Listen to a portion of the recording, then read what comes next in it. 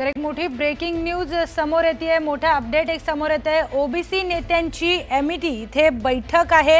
ही बैठक होतीये, छगन भुजबळ यांच्या उपस्थितीमध्ये ही बैठक घेण्यात येते। ओबीसी नेत्यांची एमईटी इथे बैठक, लक्ष्मण हाकेंसह अनेक ओबीसी नेते या बैठकीला उपस्थित आहेत। ओबीसी नेत्यांची बैठक आज होतीये आणि या बैठकीला छगन भुजबळ यांच्या उपस्थितीमध्ये ही बैठक होतीये। बैठकीला लक्ष्मण हाके यांच्यासह इतरही ओबीसी नेते या बैठकीला उपस्थित आहेत।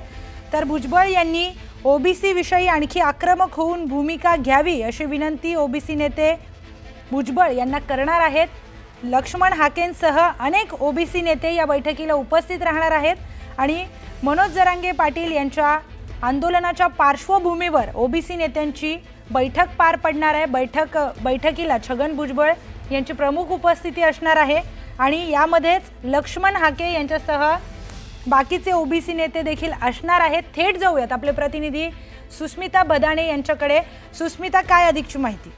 आपण बघतोय एकीकडे जरांगेंचं आंदोलन हे आक्रमक होत असताना दुसरीकडे मात्र भुजबळांनी सुद्धा ओबीसी नेत्यांची वांद्रे या ठिकाणी बैठक बोलावलेली आहे। या बैठकीमध्ये लक्ष्मण हाके आणि तसेच इतर अनेक ओबीसी नेते हे उपस्थित आहेत।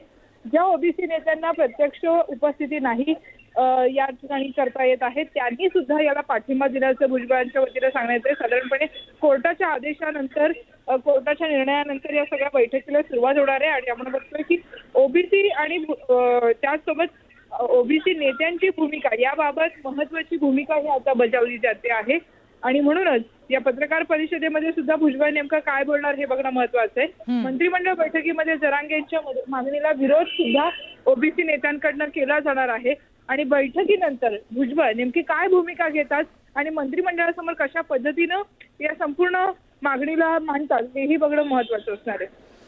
निश्चितच सुस्मिता, तर ओबीसी नेत्यांची बैठक ही मराठा आंदोलनाच्या पार्श्वभूमीवर होतीये आणि ओबीसी नेते आणि अशी ही माहिती मिळते की ओबीसी नेते हे आता भुजबळांना मागणी करणार आहेत की तुम्ही जरा आक्रमक व्हा।